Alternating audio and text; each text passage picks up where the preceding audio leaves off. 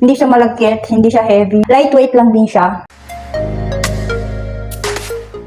Hi mga sis! Welcome back to another vlog, and today's videos, meron akong share sa inyo. Meron kasi akong binili na makeup. So wala na kasi akong makeup. So kita ko sa TikTok, makeup. So sabi maganda siya, nakaka-cover siya ng mga anik-anik sa mukha, or like ito din yung itong face ko. As you can see naman, nakikita nyo yung mga pekas ko, mga dark spot ko dyan, mga mima. So hindi ako naglagay ng foundation. Ito ilalagay kong foundation ngayon ay ito nga, yung nabili ko sa TikTok, kaya hindi ako naglagay kahit anong makeup sa mukha ko. So, nagkili lang ako mga mima.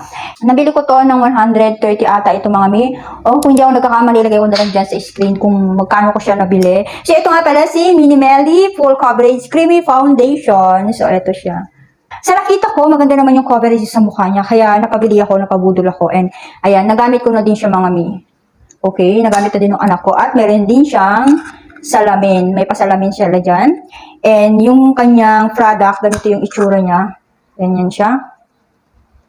Always on full coverage creamy foundation. And meron itong SPF 30 PA+++, all control, long lasting. So ayan, meron kasi ako kasi is talaga namang oily skin ako. Kung matagal na kayo dito sa YouTube channel ko nanonood, oily skin ng mami nyo, okay? So kaya ako napabili nito at gusto ko siyang i-try. Oily skin ng mami nyo, okay? So ayan, try na natin. So yung pag-dump mo lang yan. Mag-vlog kasi ako guys, so hindi na ako magpapalit ng damit ko. Ito na rin siguro yung susuot ko. Meron akong i-vlog ulit na product. So inuna ko lang muna tong foundation kasi gusto kong mag-makeup. Ayan. Tingnan natin kung mako-coverage niya.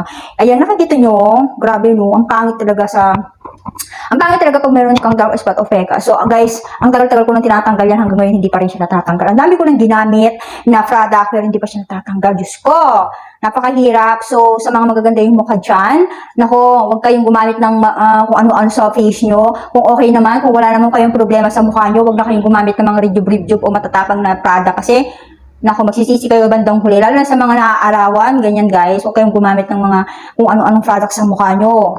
Yan. Like ako kasi before, talagang mahilig ako gumamit ng mga product at nakakalimutan ko talaga yung sunscreen o sunblock sa mukha. Hindi talaga ako naglalagay ng sunblock before. Puro cream-cream lang mga may. So, itry na natin. So, ganito itsura niya. Hindi natin si Mini Melly kung maganda talaga siya. So, ay wala akong salamin. Okay. Ayan yung kanyang... Ay guys, konti lang yung pag-dump nyo dito sa product kasi sobra yung gagamitin ko na lang to. Kasi hindi pa ako nag-ano. As you can see guys, ayan o. Ito yung ayaw na ayaw ko sa kanya. Ayan, hindi niya nako-cover yung mga pekas ko. Diyos ko guys, nagkikeke siya, nagbubuo-buo siya. Alam niyo, ginamit ko to na pictorial kami dun sa graduation ng anak ko, na pictorial sila.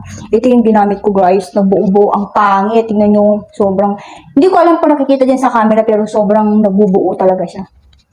Hindi ko nagustuhan yung product na itong Mini Melly na to. Sa totoo lang. So, ayan. Punuin ko lang siya. Grabe. Kala ko talaga maganda. Kasi syempre, dun sa mga napapanood natin sa TikTok, yung mga nag-makeup talaga, ng mga tutorial ng makeup. Tanggal yung ko. Yun guys. Syempre talagang mapapabudol ka talaga, di ba? Lalo na pag nakita mong maganda yung pagkakalapat ng mga foundation. So guys, itong kay Mini Melly, as you can see, grabe naman talaga. Nagbubuo siya dito. So tapusin ko lang siya. Tapos, pumapasok sa mga pores ko. Naka-open kasi yung pores ko. Ay, naku. Dump lang natin siya. Tapos, dahan lang din kayo sa pagkuha ng product, guys. Kasi, grabe, anong kapal ng niya. Ang dami pala niya. Ayan, tingnan nyo. Ayan ako. Kung nagustuhan tong product na to. Parang siyang guys, makrimi talaga siya. Okay naman siya. Pero talagang, makrimi naman talaga siya. Tapos, hindi siya malagkit, hindi siya heavy. Lightweight lang din siya. Yan, tapusin ko lang din, babalik ako.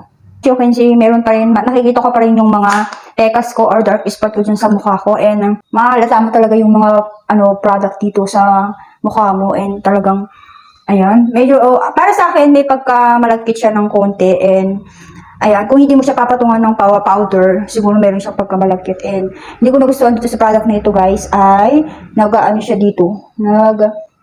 Makikita mo yung foundation dito, sumusuot siya sa mga pores ko. Ayan. So, hindi siya nakakatakip ng hindi siya nakaka-coverage ng pekas. O kung may itim-itim kayo sa mukha nyo, hindi siya nakaka-coverage. Ayan. Maputi lang siya sa tignan. And, nakaka-press lang din siya ng konti. So, ayan. Okay naman, hindi siya ganun kabigat sa face. Yun lang. Ang ayaw ko sa kanya is nagkikiki siya. Kaya, papatungan ko siya ng Sassy Lady Lasting Waterproof All Control Matte. Tingnan natin naman kung mapatungan siya ng ano. Yan. Ito rin, isa din to guys. Grabe, nagkikiki siya. Namumuo siya. Tapos pag pinagpawisan ka, talaga makikita mo yung buo-buo talaga yung foundation. So, yan, puti na ng face ko. So, yun lang yung final look niya. Okay siya for me. So, ayun guys. Pag pinatungan mo siya ng powder, magiging okay yung look niya. Hindi siya ganun ka, yung makikita yung foundation sa mukha mo. Pero pag nagpawis ka guys, makikita mo talaga yung makikita mo talaga yung product na bubuo siya talaga. Yun hindi ko nagustuhan dito kay Minimeli. Sabi pa naman niya dito, full coverage creamy foundation siya. So, ayun, wala pa naman ako patanggal ng mga mima, yung ating vlog for today's videos, yung kay Minimeli na tinry ko lang kung maganda siya, kung makakover niya yung aking mga pekas. So, yan. So, yan. Thank you for watching. Please don't forget to subscribe, like, and share this video. Bye!